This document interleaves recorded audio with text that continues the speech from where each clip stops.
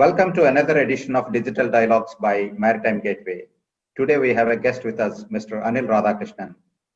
Anil Radhakrishnan is a business leader with more than 27 years of experience in managing large multinational organizations in Indian subcontinent and Middle East, with particular focus on turnarounding of businesses and building high-performing organizations. Currently, he is the co-founder, director of Access Supply Chain Solutions, engaged in providing warehousing and total supply chain services to various industries like energy, oil and gas, consumer and retail, industrial and chemicals, e-commerce, healthcare, energy, pharma, and automotive. He serves as a senior strategy advisor for Angre Port Private Limited, a Chowgla Group company, and also serves on the expert advisory of KPMG. Prior to his current role, Anil Radhakrishnan was the Chief Executive Officer and Director in Adani Group from 2014 to 2018 and first Indian Managing Director of APL for India region. Welcome to the show, Mr. Anil Radhakrishnan. It's a pleasure to have you on the show. Thanks, Ram. Good morning, and it's really great to connect with you again. And also, thanks for this opportunity. It's amazing to be a part of this. Thank you. Okay, let me begin by asking you, how did the transformation happen? Your journey from professional CEO into managing director of an enterprise as an entrepreneur? Yeah, Ram, that's a good question to start with. In fact, I would say it has been really an amazing journey so far. Very, very challenging, but really fulfilling as well. When I look back in my career, was very fortunate to work with legendary companies in our industry. And most of the projects, luckily for me, which I handle, has been like a startup. It's a turnaround assignments. So it has really helped me to get the flavor of being in a startup mode. Almost 20 years of my career, as you know it well, I worked with multinational companies, which taught me the importance of structure, process, and corporate governance. Then I got exposed to the speed of excellence, speed of execution, agility, and quick decision making from the large promoter companies. And also, I really value the lessons I learned from the legendary leaders in our industry, which really helped. So all this put together instill a confidence in me that I should start something on my own in our space. So that is the genesis of co-founding this company. So I can say it's really exciting to start from the scratch.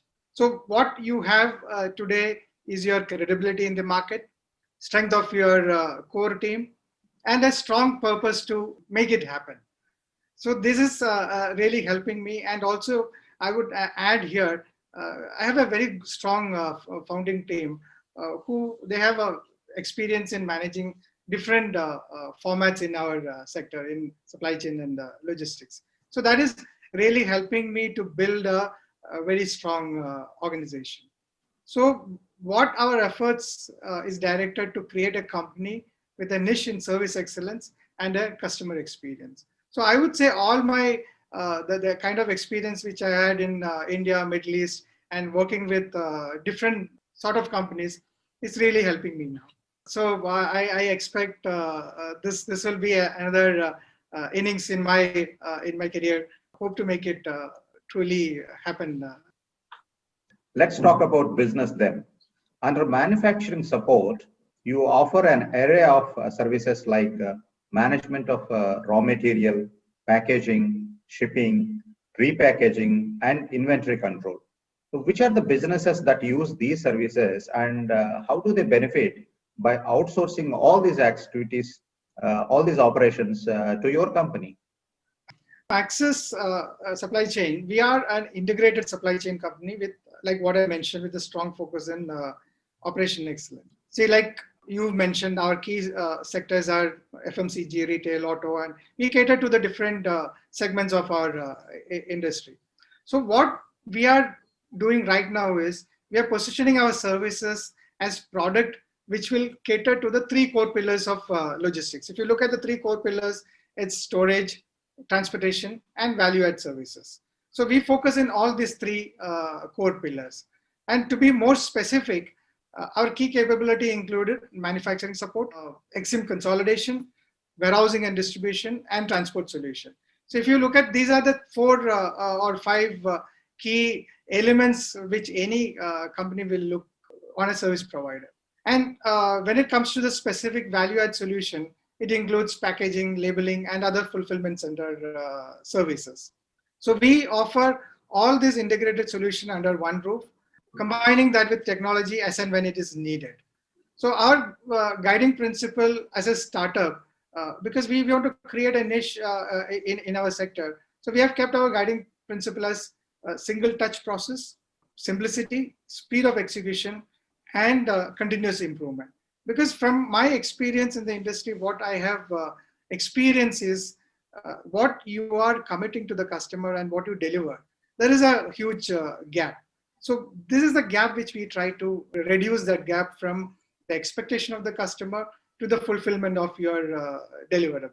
So this is our core area of focus. And as you know, 3PL is going through a large transformation. If you look at the warehousing industry or by 3PL as such, it is going through a large transformation, and we expect to capitalize this opportunity.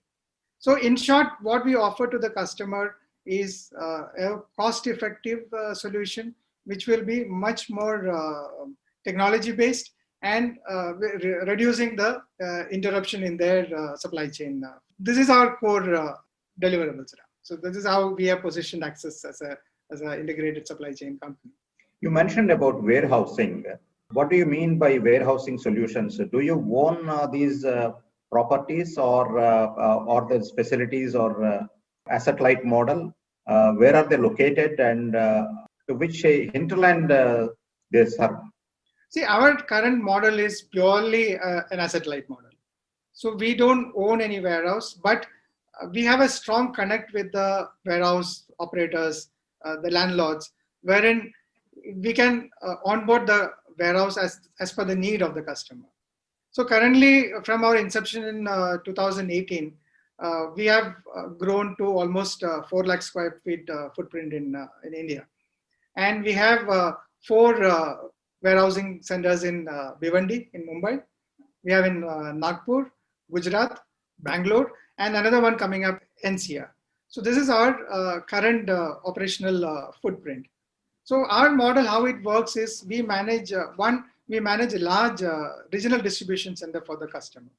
So one of our customer based out of Nagpur, what we do is we manage their RDC and also their catering to the 5 different states on the distribution side. So similar RDC model we have for another customer based out of Mumbai. So that is one core pillar of our services, managing the regional distribution center. The second one is we get into the secondary warehousing for the customers, like for city distribution. So the model, how it works is you have a regional distribution center, and to make it much faster to the customer, they will have secondary warehouses. So we manage the city warehousing as well. So that is a second model. The third one, what we have is we have a unit in free trade warehousing zone, which we cater to the export and the import cargo.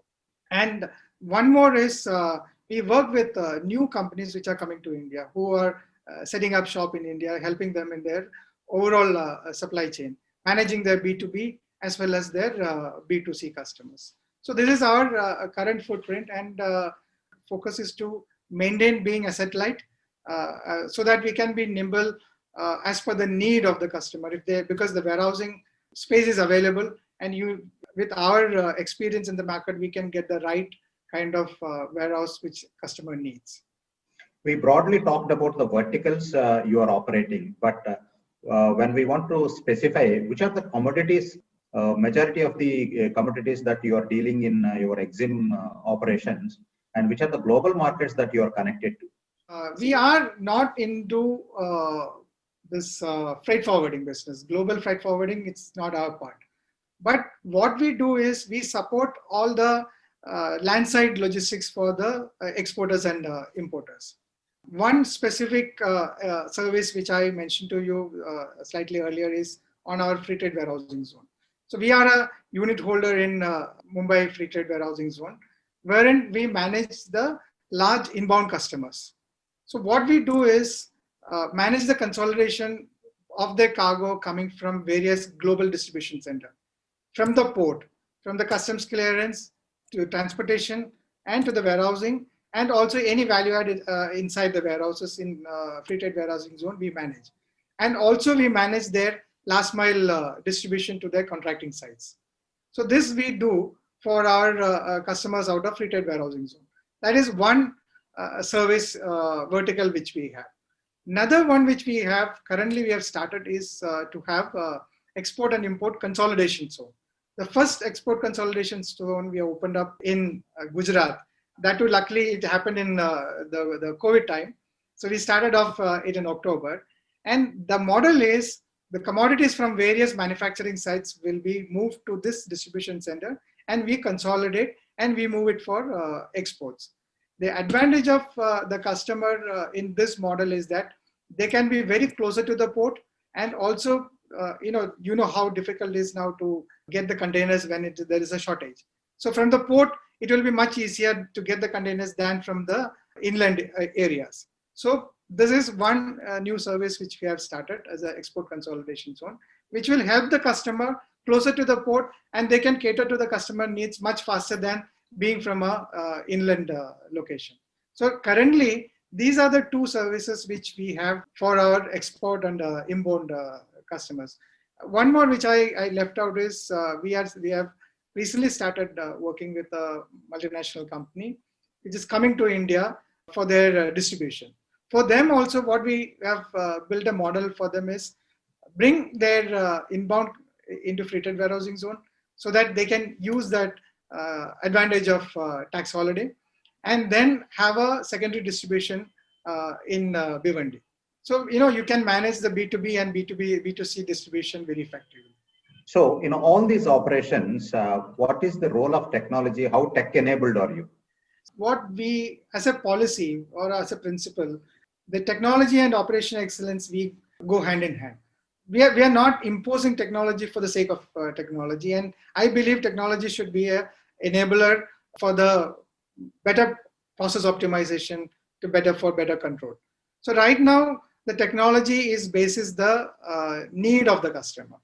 But overall, if you look at the way the digitization is growing within the sector, like any other industry, if you see the macro trends like changing buyer behavior or rapid rise of e-commerce, these are all making the supply chain much more complex. So digitization and technology enhancement is the way forward. And we are looking at bringing in more technology platform into our solution offerings. And if you look elsewhere, this technology has really helped in building a zero defect process, or it helped in increasing the productivity, or even enhancing the better health and safety of the workers. So when you look around, there are certain areas where we can really emulate in our countries on the robotics. Robotics play an important role in helping the process or processing the orders fast by taking heavy lifting or repetitive tasks. Another area where I have seen improvement happening in our industry is on wearable devices. This will help to increase the efficiency and also improve the health of the workers, and also improve the process optimization. So these are, and then if you look at the Internet of IoT, that is one area where definitely it is moving, because it has the potential to connect virtually anything to internet and accelerate data-driven logistics. So we are really, have kept all these improvements which are happening around in mind, but we are going slow depending on the customer needs and how we can augment our services better with the technology advances. COVID-19 pandemic has impacted almost every business segment.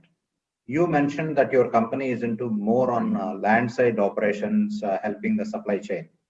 So what was the scenario? How much of it your operations got affected, and what is the scenario now? COVID has really affected us. Being a startup, we are in the third year of our operation. And you know how important is the third year for any startup, because all the efforts, all your, the business dialogues which you're pitching to the customer, all would have been much more fruitful in the third year of the business, which we got the impact. So honestly, it has affected our flow. But what we have done in this time is, one, to make sure our staff have been taken care well, because it's very important you keep them with you, because we have not gone for any salary reduction. Even though we are a startup, it's very challenging for us, but we have, from the day one till now, when the operations have become more better, we support the entire staff with us. That is one. Second thing, what we did was we looked at our entire costing model. We went to a zero-based budgeting and see whether can we be better off in all our cost elements. And so that, by optimizing our costs, we can offer a better cost-effective solution to the customer when things go well. So these are few areas, and also how we can see technology or digitization can help. So these are the three areas, people, process, and technology. These three areas, how we can do better. That is one key focus what we as a team have done. So the 3 months of the COVID was difficult, but then after that we get more familiar with how we can circumvent the operational struggle. Because the customer expectation will be the same whether you have COVID or non-COVID, even though they understand it. But then we can't falter the operational part of it. So there is a challenge, but hopefully I could see things getting better. And we also have started getting new business leads, and also the projects which we have delayed or which have stalled for some time, they also have started taking shape right now. So in short, yes, we are affected. The growth is affected to a certain extent. Maybe 6 months or 1 year of our growth, which we have envisaged as a startup, that is being affected shortly. But we are hopeful we can bounce back in 2021-22. That's what our expectation. Keeping these 3 years of experience in view, what would be your future plans? See, this sector, supply chain and logistics, is a very hot sector at this point. And we could see a lot of improvements happening in this area. And if you see the warehousing as a sector also, the total 3PL warehousing market in India is approximately $60 billion and growing. More than 80% of the market is fragmented and unorganized. GST has really changed the 3PL space from being earlier tax efficiency to more supply chain efficiency. So what I have seen is companies generally, they are looking much more favorably to outsource the logistics portion of it and focus in their core competency, which gives us more room for business growth. And the three demand drivers, if I can classify three demand drivers, like manufacturing led or consumption led and the EXIM led. So these three demand drivers are also growing.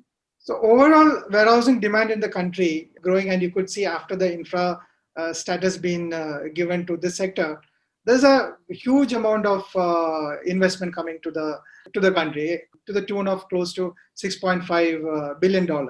So warehousing as an investment and also 3PL as a service sector, both are growing quite fast, and definitely we would like to consolidate our space and grow into a very strong technology driven company with a strong focus in operations and service excellence. So this is because my experience being a part of large companies and being part of the industry, like what I mentioned, I've seen there is still a lot of gap, and we want to be a niche in the service in this sector where customers see us as a much more reliable partner and more agile and nimble to their needs. So this is our vision for the Access Supply Chain, and I'm pretty sure market is also helping, and it will grow at much faster pace. On that note, Anil, I wish you all the best. Thank you for joining with us today and sharing a lot of insights into your company, business operations, and future plans. Thank you very much. Thanks, Ram. Thanks a lot for this opportunity and giving a platform to talk to you. Let's hope we'll see in person very soon. Thank you. Thank you.